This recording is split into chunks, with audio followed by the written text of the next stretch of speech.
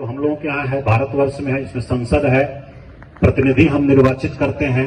हमारे बिहाफ पर वो लोग संसद और विधानसभा में बैठ करके हमारी बात को रखते हैं और फिर 5 साल के बाद हम लोग देखते हैं कि हमारी बात को ठीक से रखा गया कि नहीं रखा गया, हमारे लिए ठीक से काम किया गया कि नहीं किया गया।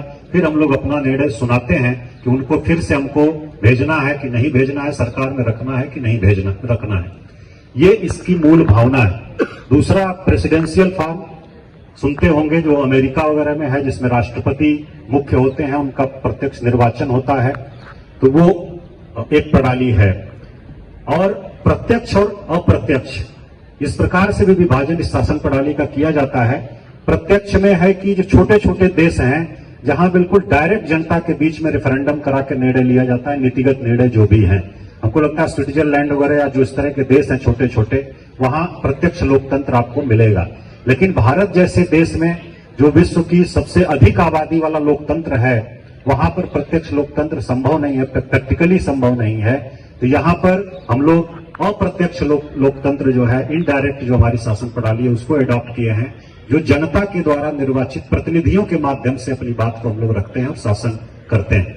तो ये एक प्रकार का सेल्फ रूल है, खुद का शासन है।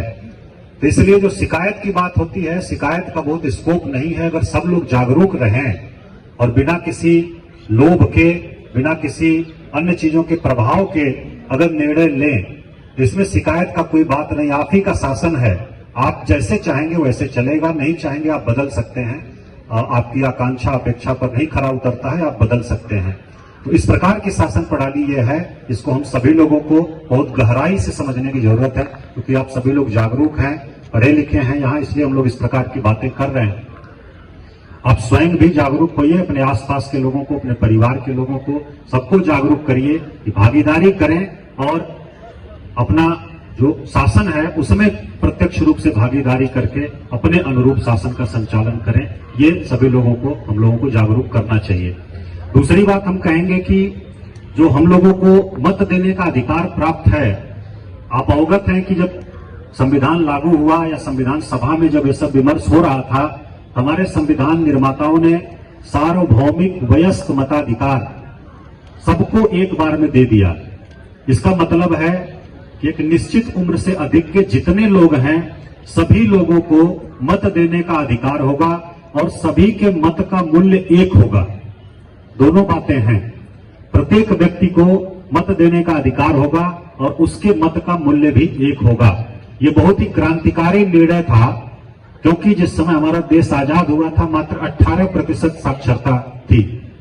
तो उसको देखते हुए ये बहुत ही साहसिक निर्णय था और हम सभी लोगों को मत देने का अधिकार प्राप्त हुआ। शुरू में ये 21 वर्ष की उम्र थी जो कट ऑफ एज है, और अभी फिर 80 के दशक में इसको 18 साल कर दिया गया। ये 18 साल के अगर आप हो गए तो आप उचित निर्णय ले सकते हैं, शासन में भागीदारी कर सकते हैं। ये निर्णय लिया गया और एक बार में सबको दिया गया।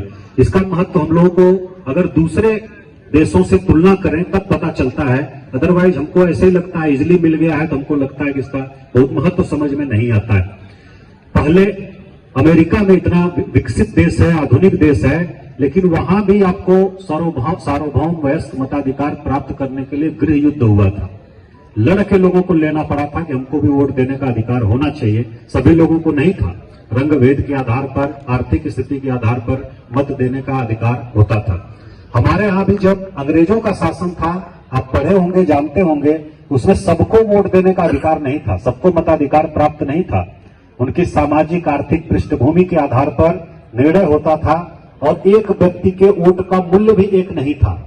आप पढ़ेंगे जब गहराई से तब देखेंगे कि उसमें किसी के वोट का मूल्य अधिक था जो ज्यादा संपन्न लोग थे, कम संपन्न है तो कम था।